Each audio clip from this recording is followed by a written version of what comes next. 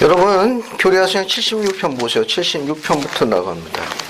이 76편은 구원의 등급을 언급하고 있는데 후기 성도의 보물이라고 할 수 있을 만큼 중요한 장입니다. 이번 주하고 다음 주 계속 이어가지고 이 영광의 등급에 해당되는 거 공부할 겁니다. 우리만큼 이렇게 자세하게 계시에 의해 가지고 구원의 등급을 하는 백성들은 드뭅니다. 교리학생양 우리 후기 성도의 보물창고가 같습니다. 자, 우선 어딜 보시는가 하면 76편 5절부터 10절까지 보게 되면 하나님을 섬기고 또 의와 진리로 끝까지 견디는 자들, 섬기는 자들에게는 주님께서 축복을 하셨습니다. 거기 5절 한번 보세요. 5절 76편 5절 보세요. 76편 5절을 보면 뭐라고 나와 있는가 하면은 거기 주를 두려워하며 그 다음에 뒤로 넘어가가지고 의와 진리로 끝까지 섬기는 자들.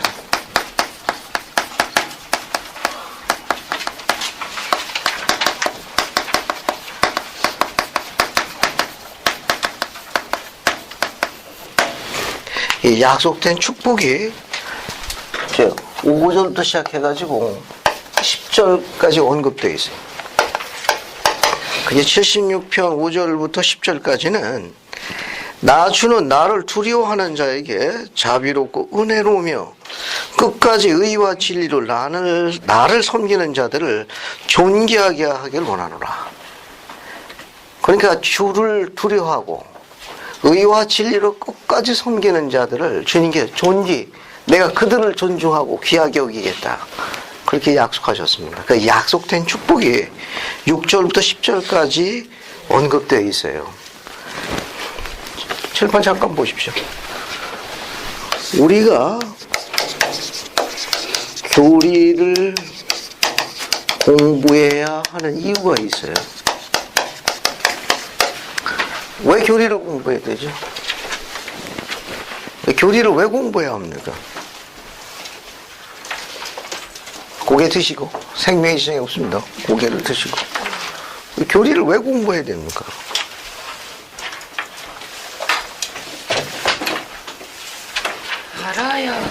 알아야 계명을 잘 지키죠. 그렇죠. 알아야 계명을 지키죠. 감사합니다. 이 교리를 공부해야 되는 중요한 이유 중에 하나는 그 안에 약속된 축복을 알 수 있습니다. 그래야 성약을 지키고 끝까지 견디고 그분을 의와 진리로 경외하게 되는 거예요. 교리에는 약속된 축복이 감춰져 있습니다. 교리를 모르면 그 교리에 약속된 축복을 알 수가 없어요. 교리를 알면 약속된 축복을 기억할 수 있습니다. 그 기억은 스스로 행동하게 해주는 거예요. 스스로 움직이게 해줍니다. 누가 시켜서가 아니라 자가 발전이 돼요. 동력이 가동이 되는 거예요. 그 동력이 없는 이유는 뭐냐? 교리를 몰라서 그래요. 교리는 행동하고 직결하는 거예요. 액팅하게 해줍니다. 교리는 액팅하게 해줘요. 이게 실제로 적용하게 해줍니다. 교리를 공부해야 되는 이유는 교리 안에 약속된 축복을 기억하게 해주고 그 기억은 행동하게 이끌어줘요. 그래서 교리를 공부해야 합니다. 그래서 이게 제일 강력한 성장 동력이에요. 76편 5절 맨 앞에 서두에는 주님께서 영광의 등급에 대해서 크게 분류하신 4등급이 나옵니다. 이제 멸망에 저녁에 이런 편 쓰시는 거 이해하십시오. 경전에 그렇게 되니까 그 자식들 얘기가 나와요. 멸망의 자식들. 그 다음에 해의 영광에 속하는 자들, 달의 영광에 속하는 자들, 별의 영광. 이 76편에 다 묘사되어 있습니다. 그래서 맨 앞에 나를 두려워하며 의와 진리로 끝까지 섬기는 자들을 내가 존귀케 되길 원하노라. 그 존귀에 포함된 축복이 6절부터 10절까지예요. 한번 볼까요? 우선 6절 봅시다. 6절 보면 그들의 상은 클 것이요 그들의 영광은 영원하리로다. 큰 상을 약속하셨습니다. 또 그들의 영광은 영원하리로다. 영원한 영광을 약속하셨어요. 이거 그게 그 약속된 축복에 뭐가 들어있냐? 큰 상, 영원한 영광. 그 다음에 7절을 보시게 되면 나는 모든 비밀, 이 비밀이 영문이 미스터리즈예요. 그게 신비 그렇게 보셔도 돼요. 하나님에 관한 모든 신비, 무엇 옛날부터 지금까지 감추어둔 모든 신비를 알게 해주겠다, 계시해 주겠다는 약속도 포함되어 있습니다. 이제 과거서부터 오늘날에 이르기까지 하나님께서 감추어진 것을 나를 섬기고 나를 존귀케 하는 그런 충실한 자들에게 계시로서 허락하시겠다는 거.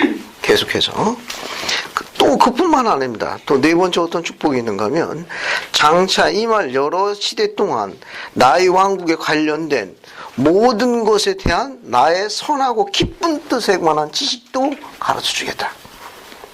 그렇죠. 모든 신비에 관한 계시뿐만 아니라 모든 것에 대한 하나님의 왕국에 관련된 모든 것에 대한 나의 선하고 기쁜 뜻의 지식도 허락하겠다. 8절에 다섯 번째 축복이 있습니다. 영원한 기이함. 영원한 기이함인데 이 기이함은 놀랄만한 일들 그런 뜻이에요. 기이하고 기이한 일. 요 영문은 원더스입니다. 원더스 오브 이터너티예요. 원더스라는 말은 놀랄만한 일, 놀랄만한 기사 그런 뜻입니다. 영원한 놀랄만한 기사까지도 그 기이한 일까지도 알 거예요. 알게 될 것이라.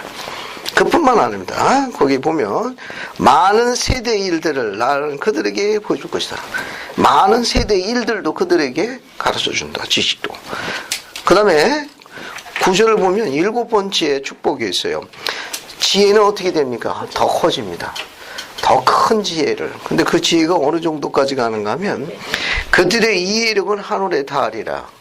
세상이 필적할 수 없는, 세상이 결코 따라올 수 없는 하늘에 닿는 이해력을 축복해 주니까 이 이해력은 우리 뇌세포와 관련이 있다고 추측해 봄직하다고 그래요.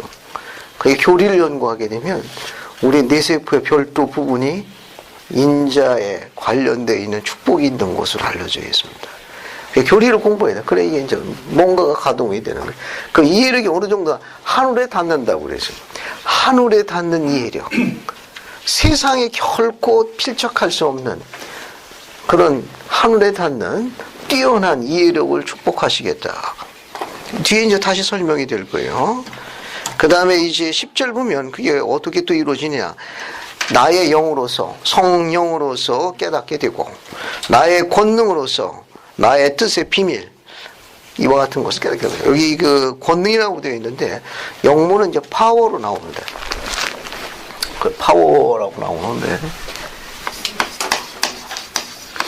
이 파워는 번역을 두 개로 다 할 수 있어요. 우리 번역 지침은 저 권능으로 번역했는데, 이렇게 번역해도 되고, 어떤 능력, 세력을 의미할 때는 권세로도 번역합니다. 두 개 다 쓸 수 있어요. 두 개 다. 그래서 앞뒤 문장 보시고 그것이 능력이나 어떤 세력, 영향력을 나타날 적에는 그 의미가 그때는 이제 권세로 번역할 수 있고 또 그 뜻이 앞뒤 문장이 하늘로부터 주어진 성임과 관련됐을 경우에는 권능으로도 번역할 수 있습니다. 두 개 다 자유자재로 번역할 수 있어요. 그래서 여기선 나의 영으로서 혹은 나의 권세로서 내 뜻의 비밀을 알게 할 수 있다. 이렇게 설명할 수도 있습니다. 자, 그래서 여러분 유인물 보시면은 오늘 아주 유인물이에요.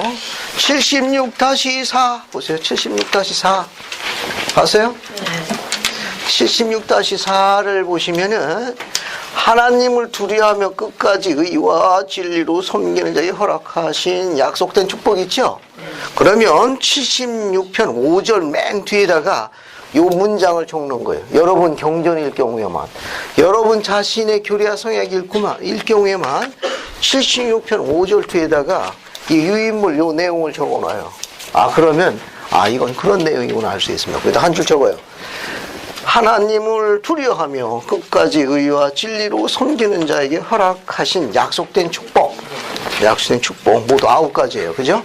그게 5절 뒤에다가 조그맣게 자그마한 글씨 이렇게 적어놔요. 그러면 하나님을 두려워하며 의와 지를 섬기는 자에게 주시는 약속의 축복이 6절부터 10절까지 9개가 있다. 이렇게 알 수 있는 겁니다. 됐습니까? 이렇게 적어보세요. 여러분 경전에다 자신의 경전 읽고만 적습니다. 지금 적을 적에 적으세요. 집에 가서 적는다? 희망 소비자 가게로. 복선될 때까지 못 적으니까 여기서 적어요. 적을 때 영을 초대하게 됩니다. 그리고 이해력을 갖고 통찰력을 갖게 돼요.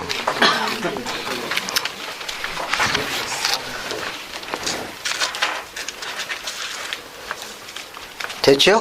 자, 그 다음에 하시는 일은 6절부터 10절까지 알겠어요? 유인물을 보면 유인물 보고 6절에 보면 2개가 나와요. 큰 상, 영원한 영광. 해당되는 뭐 밑줄을 치고 번호를 작은 번호로 적으면 돼요. 상은 클 것이요 1번 큰 상, 뒤에 영원할 것이요 작은 2번 쓰고 영원한 영광, 그렇게 표시를 해 놓으면 돼요. 그래서 10절까지 번호를 이렇게 먹여두십시오. 먹여두고 여기다가 이제 대가로 해가지고 9가지 약속된 축복이 있는 거예요. 경전에다 이렇게 적어놓으면 이런 의로운 자들에게 약속이 9가지가 있구나. 그래서 10절까지 경전을 이해할 수 있는 겁니다. 됐죠? 한번 유인물 한번 읽어볼게요. 세 번째 축복은 옛날부터 현재 이르기까지 하나님의 왕국의 모든 비밀, all mysteries에 관한 것이다. 그 네 번째 축복, 왕국에 관계되는 모든 일에 대한 주님의 선하고 깊은 뜻에 관한 지식이다. 다섯 번째 축복, 영원한 기이함에 대한 이 기이함은 놀랄만한 일, 그런 뜻도 포함돼요. 그 여섯 번째 축복, 많은 세대한 지식. 일곱 번째 축복, 큰 지혜. 여덟 번째, 세상에 필적할 수 없는 하늘에 닿는 큰 이해력이 주어집니다. 아홉 번째, 성령과 하나님의 권세에 의한 깨우침. 하나님의 권세에 의해서 그런 영과 하나님의 권세에 의한 뛰어난 이런 깨우침. 이런 아름다운 이 축복, 이게 전부 뭐에 관한 거냐? 약속하신 거예요. 야호와의 축복은 이거. 존귀케 하려 함이라 라고 가르치신 거예요. 예수님께서 그분처럼 존귀케 되도록 하시기 위해서 이 9가지 축복을 약속하신 거예요. 예, 존귀케, 하나님께서 존귀하신 것처럼 나도 너희가 존귀케 되길 원하노라. 그러니까 나를 두려움으로 섬기고 의와 진리로 끝까지 섬기는 자들에게 나도 그들을 존귀케 하려 이런 축복을 허락하노라. 6절부터 10절까지 메시지 내용입니다. 이게 굉장히 아름다운 내용이에요. 자, 이제 그렇게 보시고 이제 건너뛰고 15절부터 18절 보세요. 보셨습니까? 15절부터 18절 한번 읽어볼게요. 이성시 자매님 15절부터 18절까지 한번 읽어봐요. 대저 우리가 주께서 우리에게 지명하신 번역 일을 하고 있을 때에 요한복음 5장 29절에 이르렀더니 이를 다음과 같이 우리에게 주셨으니 죽은 자의 부활에 대해 인자의 음성을 듣게 될 자들에게 관하여 말하면서 선을 행하는 자는 의인의 부활에, 악을 행하는 자는 불의한 자의 부활에 나오리라 하시더라. 이제 이 구절을 우리로 기이히 여기게 하였나니 이는 그것이 영으로 말미암아 우리에게 주어졌음이더라. 수고했어요. 요한복음 28, 29절 한번 찾아봅시다. 우리 성경을 한번 볼게요. 자, 우리 성경에 요한복음 5장 28, 29절 봅시다. 5장 28, 29절 볼게요. 76편은 이 성구에 의해서 주어진 겁니다. 이걸. 그래서 한번 읽어보죠. 오소라 자매님. 이를 놀랍게 여기지 말라. 무덤 속에 있는 자가 다 그의 음성을 들을 때가 오나니 선한 일을 행하는 자는 생명의 부활로, 악한 일을 행한 자는 심판의 부활로 나아오리라. 감사합니다. 만약에 이 성경이 내 성경이다. 그럼 뒤에다가 76편 15에서 19절이라고 적으면 돼요. 그러니까 요 부활에 관련된 계시가 76편에 답으로 주어져 있습니다. 76편 15에서 19절. 지금 우리가 금방 읽은 성구예요. 76편 15에서 19 이렇게 적어주십시오. 자, 그러면 우리 좀 공부를 해봅시다. 지금 여기 읽어보면 요한복음 5장 29절에 대한 계시가 교리야 성약 76편에 주어졌어요. 근데 그 내용은 뭐냐면은 의로운 자, 의인들의 부활은 여기 요한복음에 뭐라고 되어 있습니까? 무슨 부활로 나와요? 생명의 부활로 나오죠. 생명의 부활로 나오고, 그 다음에 거기에 보면 뭡니까? 불의한 자의 부활. 악한 일에 한 자, 불의한 자들. 어느 부활로 나온다고 그랬어요? 심판의 부활로 나온다고 그랬어요. 우리 교리야 성약에는 뭐라고 되어 있습니까? 의인의 부활. 네? 그 교리야 성약 지금 76편 15절부터 19절 여기 의를 행한 자의 부활을 생명부활은 의인의 부활로, 또 악인들은 뭐라고 되어 있어요?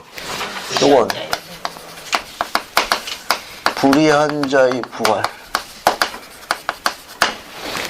이렇게 되어 있죠? 네. 다 같은 편이에요.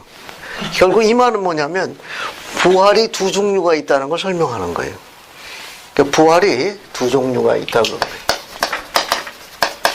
부활이 의로운 자의 부활이 있고 불의한 자의 부활이 있는데, 의로운 자의 부활을 생명의 부활이라고, 불의한 자의 부활을 또 뭐라고 그래요? 심판의 부활이라고 합니다. 그래서 이 의로운 자의 부활, 생명의 부활을 우리가 또 첫째 부활이라고 그래요. 첫째 부활이라고. 불의한 자의 부활, 심판의 부활을 또 뭐라고 그래요?